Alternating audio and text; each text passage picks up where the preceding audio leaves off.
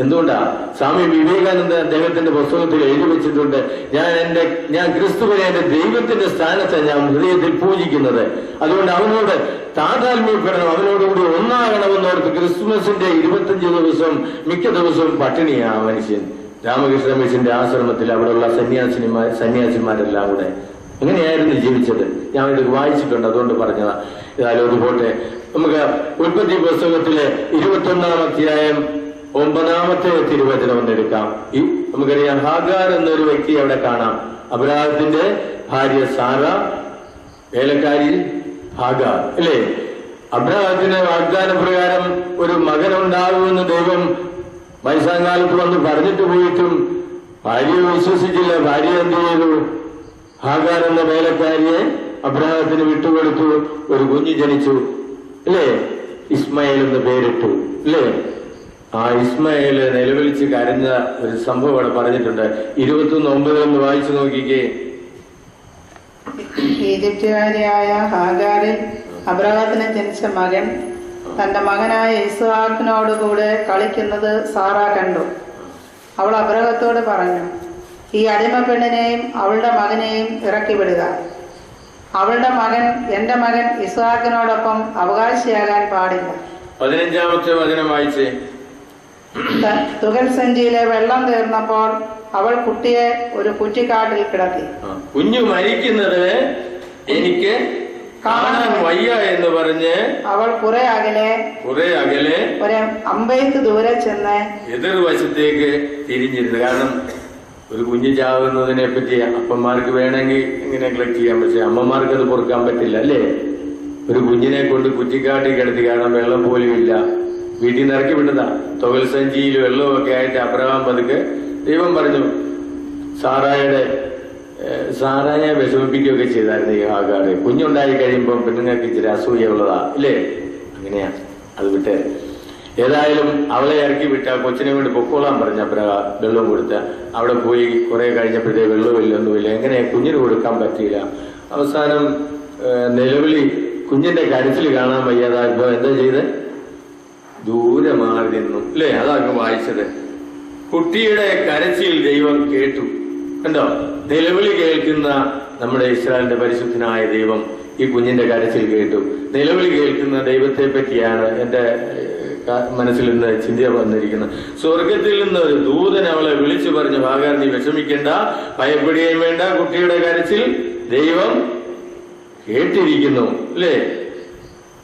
എഴുന്നേറ്റ് കുട്ടിയെ കയ്യിലെടുക്കുക, അവനിൽ നിന്ന് ഞാൻ വലിയൊരു ജനതയെ പുറപ്പെടുവിക്കും. ഇതിന് ദൈവം അവളുടെ കണ്ണു തുറന്ന് അവൾ ഒരു കിണർ കണ്ടു. എന്തോ കർത്താവ് കാണിച്ചു കൊടുക്കുന്നു. അവൾ ചെന്ന് തുകൽ സഞ്ചി നിറച്ച് കുട്ടിക്ക് കുടിക്കാൻ കൊടുത്തു. ദൈവം ആ കുട്ടിയോട് കൂടെ ഉണ്ടായിരുന്നു. അവൻ മരുഭൂമിയിൽ പാർത്തു. അവൻ വളർന്ന് സമർത്ഥനായ ഒരു വില്ലാളിയായി തീർന്നു. അവൻ പരാനിലെ മരുഭൂമിയിൽ. അതെല്ലാം പോട്ടെ. ദൈവത്തിന്റെ മുമ്പില് ആര് നിലവിളിച്ചാലും അവിടുന്ന് അത് കേൾക്കും. വിശ്വാസത്തോടെ ദൈവത്തിന് മുമ്പിൽ നിലവിളിക്കുന്നവന്റെ പ്രാർത്ഥന കേൾക്കുമെന്ന ഈ ഒരു സന്ദർഭത്തിൽ നമ്മൾ കേട്ടത്. ഇനി പുറപ്പാട് പുസ്തകത്തിലെ നമുക്കെടുക്കാം. പുറപ്പാട് പുസ്തകം 2-ാം അധ്യായം 23-25 ഒത്തിരി അടിമത്തത്തില്, ഈജിപ്തിലെ അടിമത്തത്തില് ആ ദൈവം തെരഞ്ഞെടുത്തത് എന്റെ പ്രിയപ്പെട്ട മക്കള് ജീവിച്ചിരുന്നത് നമുക്കറിയാം. ഫറവോയുടെ അടിമത്തം, അങ്ങനെ പല ഫറവോമാരുടെ ഭരണം നടത്തി. അവിടെ ആ ജനങ്ങളെല്ലാം നിലവിളിച്ച് കരയുകയാണ്. അവർക്കൊരു മോചനം കിട്ടാനും നല്ല സമാധാനം കിട്ടാനും അടിമത്തമാണ്. നല്ല ഭക്ഷണം കൊടുക്കലും ഒത്തിരി പീഡിപ്പിക്കുകയും ചെയ്യുന്ന നമ്മള് പുതിയ ഇസ്രായേൽ എന്ന് പറയുന്നത് നമ്മുടെ ഈ കഷ്ടപ്പാടിന്റെ ഒരു ഉന്നാസ്വാദനമാണ്. നമ്മൾ ഇന്ന് കഷ്ടപ്പെട്ട് പലതരത്തിൽ ജീവിക്കുമ്പോഴത് ഓർക്കണം. ഈ ജനത്തെ വായിച്ചത് 22-ാം അധ്യായം 23-25. കുറെ കാലം കഴിഞ്ഞ് ഈജിപ്തിലെ രാജാവ് മരിച്ചു. അടിമകളായി കഴിഞ്ഞിരുന്ന ഇസ്രായേൽ മക്കൾ നെടുവീർപ്പിട്ട് നിലവിളിച്ചു. അവരുടെ നിലവിളി ദൈവസന്നിധിയിലെത്തി. ദൈവം അവരുടെ ദീനരോധനം ശ്രവിക്കുകയും അബ്രഹാത്തോടും ഇസ്ഹാക്കിനോടും യാക്കോബിനോടും ചെയ്ത ഉടമ്പടി ഓർമ്മിക്കുകയും ചെയ്തു. അവിടുന്ന് അവരെ കടാക്ഷിച്ചു, അവരുടെ ദയനീയ അവസ്ഥ ഗ്രഹിച്ചു.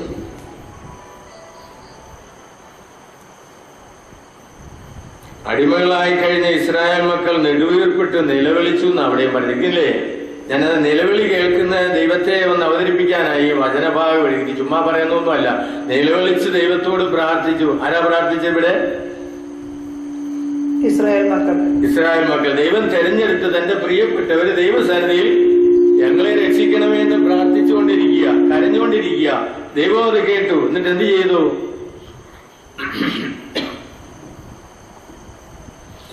ഈ ദൈവം മോശ പ്രവാചകനെ, മോശ ഫറവോയുടെ കൊട്ടാരത്തിൽ സുഭിക്ഷമായി ഭക്ഷിച്ച് എല്ലാവിധ സുഖഭോഗ വസ്തുക്കളും അവൈലബിൾ ആയിരുന്ന വ്യക്തിയാണ്. എന്നാൽ തന്റെ ജനത്തിന്റെ കഷ്ടപ്പാടുകൾ കണ്ട് ദൈവത്തിന്റെ പ്രബോധനം സ്വീകരിച്ച് മോശ അവരെ മോചിപ്പിക്കാനാണ് ദൈവം തെരഞ്ഞെടുത്തു. ദൈവം ഒരു വഴി ഒരുക്കി കൊടുക്കുക. നിലവിളി കേട്ടപ്പോ ദൈവം മോശ പ്രവാചകനെ വിട്ട് പുറപ്പാട് 4:23 വ്യക്തമായിട്ട് ദൈവ സന്നിധിയിൽ ആരാധിക്കാനായിട്ട് വിളിച്ചോണ്ട് വരാൻ പറയുന്നുണ്ട്. പുറപ്പാട് 4:23 വായിച്ചാൽ കാണാം നമുക്ക്. ഞാൻ നിന്നോട് നീ ഫറവോയോട് പറയണം.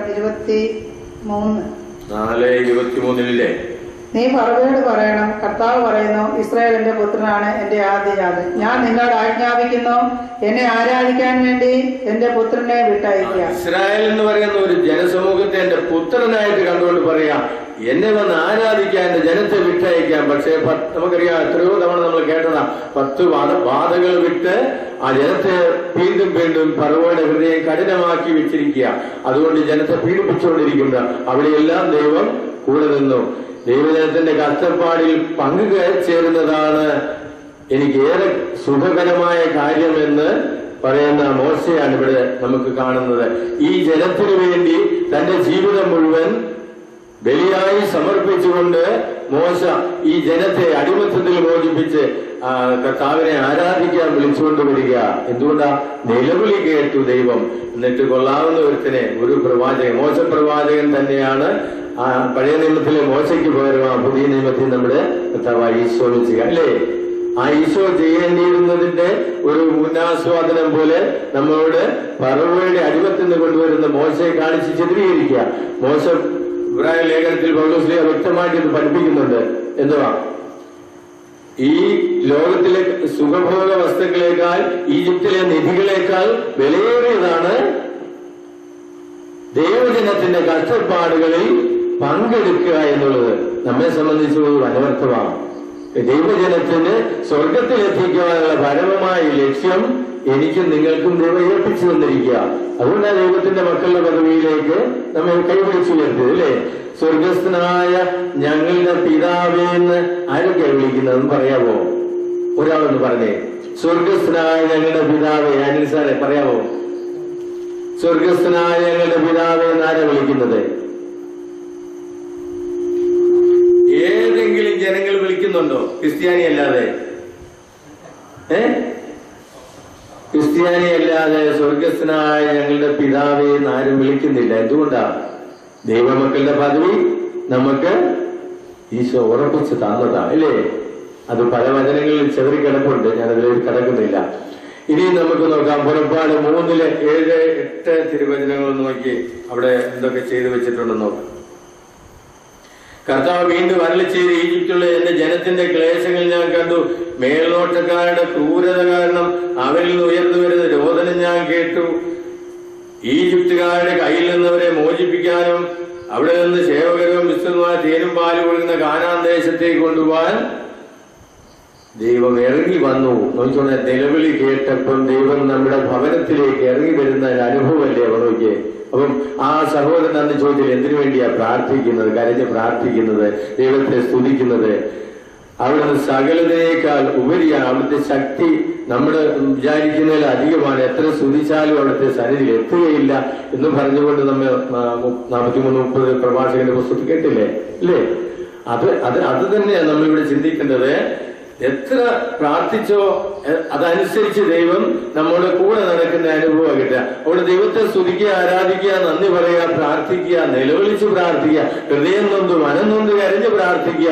എങ്കിൽ മാത്രമേ, എന്നാലും ചിലപ്പോൾ നമ്മുടെ കാര്യത്തിന് ഒരു നീക്കുമൊക്കെ ഉണ്ടാകാത്ത അവസ്ഥ വരും. എന്നാലും മനം മടുക്കരുത്, അല്ലേ? പ്രാർത്ഥനയിൽ മടുപ്പ് തോന്നരുത്, ദാനധർമ്മത്തിൽ വൈമുഖ്യം പാടില്ല എന്നല്ലേ പ്രഭാഷകന്റെ പുസ്തകത്തിൽ ഞാൻ പറയുന്നത്. അത് പോട്ടെ. ഏതായാലും ഒരു കാര്യം കൂടെ ഓർക്കുക. സാമുവേലിന്റെ പുസ്തകത്തിലെ 1-ാം അധ്യായത്തിലെ അവിടെ എൽക്കാന എന്നൊരു സഹോദരനെ കാണാം. കൂടുതൽ കഥയൊന്നും പറയാനല്ല. എൽക്കാനയ്ക്ക് അന്നത്തെ കാലത്ത് 2 ഭാര്യമാരുണ്ട്. പേരറിയാമോ? ഹന്നായും പെനീന്നായും. ഈ ഹന്നായിക്ക് മക്കളുണ്ടായില്ല, പെനീന്നായിക്ക് 7 മക്കളുണ്ടായി. അപ്പോ പള്ളിയിൽ പോകുമ്പോഴൊക്കെ കുത്തുവാക്ക് പറയും. ഞാൻ മുമ്പേ പറഞ്ഞ പോലെ ഈ സഹോദരിമാരുടെ സ്വഭാവത അല്ലേ, നിനക്ക് മക്കളില്ലല്ലോ എന്നും പറഞ്ഞ്. അങ്ങനെയല്ലേ സാധാരണ? അങ്ങനെയാ. അപ്പൊ ഒത്തിരി കുത്തുവാക്ക് കേട്ട് അവളങ്ങ് മടുത്തു. അതുകൊണ്ട് അവള് ദൈവസന്നിധിയില് പ്രാർത്ഥിക്കുന്നത് നമുക്ക് കാണാം. സാമൂഹ്യ പുസ്തകത്തില് 1-ാം അധ്യായം 10-ാമത്തെ വചനം ഒന്ന് നോക്കിക്കേ. അവൾ കർത്താവിനോട് ഹൃദയം നൊന്ത് കരഞ്ഞ് പ്രാർത്ഥിച്ചു. കണ്ടോ എങ്ങനെയാ പ്രാർത്ഥിക്കേണ്ടത്? കർത്താവിനോട് ഹൃദയം നൊന്ത് കരഞ്ഞ് പ്രാർത്ഥിച്ചു. എന്താ വിഷയം? അവൾ ഒരു നേർച്ച നേർന്നു. സൈന്യങ്ങളുടെ കർത്താവെ, ഈ ദാസിയുടെ സങ്കടം കണ്ട് അങ്ങ് അനുസ്മരിക്കണമേ. അങ്ങയുടെ ദാസിയെ വിസ്മരിക്കരുതേ. എനിക്കൊരു പുത്രനെ നൽകിയാൽ അവന്റെ ജീവിതകാലം മുഴുവൻ അവനെ ഞാൻ അങ്ങേക്ക്. ഞാൻ ചോദിക്കട്ടെ, നമുക്ക് പുത്രനുണ്ടായ പുത്രി ഉണ്ടായ ഒരെണ്ണം ഉണ്ടായ എന്നാ ചെയ്യും? കൊടുക്കൂ? ബുദ്ധിമുട്ടല്ലേ? ഒരു 5-6 ഉണ്ടായ ഒരെണ്ണത്തിന് എന്നെ അങ്ങനെ നേർച്ച വെച്ച എന്റെ അമ്മ 7-ാമത്തെ ആണും 9 മക്കളിൽ 7-ാമത്തെ സന്തതിയായി. അമ്മ നോക്കിയപ്പോ 5-6 വേറെ കിടക്കുന്നു. പിന്നെ പള്ളിക്ക് നേർച്ച വെച്ച് അച്ഛനാകാമെന്ന്. ഞാൻ അച്ഛനാകാൻ പേര് കൊടുത്തിട്ട് എന്നെ കൊണ്ടുപോയില്ല. ഞാൻ ഈ പരിപാടി സാന്ദർഭികമായിട്ട് ഓർത്തപ്പോ പറഞ്ഞതാ. സത്യമാണ്, അതൊരു ചരിത്രം. പോട്ടെ. ഇവിടെ എന്താ ഈ തള്ള എന്താ പറഞ്ഞ? ഈ ഹന്ന എന്ന് പറഞ്ഞ പെങ്കൊച്ച് എന്നാ പറഞ്ഞ? ഒരു കൊച്ചിനെ തരികയാണെങ്കിൽ ജീവിതകാലം മുഴുവൻ നിന്നെ ശുശ്രൂഷിക്കാൻ നിനക്ക് ദേവാലയത്തിൽ ഞാൻ തരുമെന്ന് പറഞ്ഞു. അവൾ അതുപോലെ ചെയ്തു. അവളുടെ കരച്ചിൽ ദൈവം കേട്ടു. ഇവളിരുന്ന് പള്ളിയിലിരുന്ന് കരയുന്നതും ബഹളം ഇങ്ങനെ കണ്ണടച്ച് വിരിച്ചുകൊണ്ട് നമ്മളിങ്ങനെ ഭാഷാപരത്തിൽ സ്തുതിക്കുന്ന പോലെ സ്തുതിച്ചുകൊണ്ടിരുന്നു. ഈ ഏലി പ്രവാചകൻ അവിടെ വന്നിട്ട് പുള്ളിക്ക് സൂചിച്ചില്ല. പുള്ളി പറയെ ഇവള് വെള്ളമടിച്ചു വന്നിരിക്കുക, ഒന്ന് നിർത്തടി, ഞാൻ മുഴുവൻ വായിക്കുന്നില്ല. നീ മദ്യം കഴിച്ചിട്ടുണ്ട്, നിന്റെ ഈ ലഹരി അവസാനിപ്പിക്കുന്ന ഇറങ്ങി പോന്നൊക്കെ പറഞ്ഞ് വഴക്ക് പറയുമ്പോ അവള് പറയും അങ്ങനല്ല. വായിച്ചു നോക്കിയേ.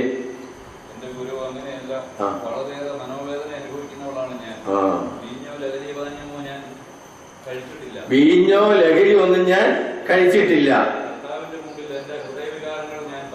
കർത്താവിന്റെ മുമ്പിൽ ഞാൻ എന്റെ മനസ്സിലെ വേദന മുഴുവൻ ഇറക്കി വെക്കുക, നിലവിളിച്ച് പറയുക, കർത്താവെ ഇങ്ങനെയാ സംഭവം, എനിക്ക് കുഞ്ഞില്ല, ഈ പെണ്ണുങ്ങളല്ല എന്നെ ഇട്ട് പോരാഞ്ഞ കൂടെയുള്ള സഹധർമ്മ ഒരു ഭാര്യയില്ലേ, അവളാണ് ഏറ്റവും കൂടുതൽ ഉപദ്രവിക്കുന്നത്. ഞാൻ അങ്ങോട്ട് നോക്കുന്നില്ല, അവരങ്ങനെ ചെയ്യത്തില്ല. വിട്ട് ഈ ദാസിയെ അധപ്പതിച്ചവളായി വിചാരിക്കരുതേ, അല്ലേ? അപ്പോൾ ഏലിക്ക് മനസ്സിലായി ഇത് യഥാർത്ഥ പ്രാർത്ഥനയാണ്. അങ്ങേര് അനുഗ്രഹിച്ചു. ഒന്ന് വായിച്ചേ ശ്രമിച്ച. സമാധാനമായി പോവുക. കണ്ടോ, കണ്ണീരോടുകൂടി ദൈവസന്നിധിയിൽ എത്തുന്നവരുടെ പ്രാർത്ഥന ദൈവം കേട്ടു. പിന്നീട് അവർക്ക് 7 മക്കളെയാ കൊടുത്തത്. കണ്ടോ, കർത്താവ് ഒരെണ്ണത്തിനെ കൊടുത്തു, പ്രാർത്ഥന കേട്ടു. ആ ഒന്നിനെ ഞാൻ അങ്ങ് തന്നേക്കാമെന്ന് വാഗ്ദാനം ചെയ്തപ്പോ എന്താ സംഭവിച്ചത്? പിന്നെയും പുറകെ കൊടുത്തു. നാട്ടുകാരുടെ മുമ്പിൽ ലൂക്ക 1:21 വായിച്ച് നമുക്ക് ഉരുവിട്ട് ധ്യാനിക്കാം. ലൂക്ക 1:21.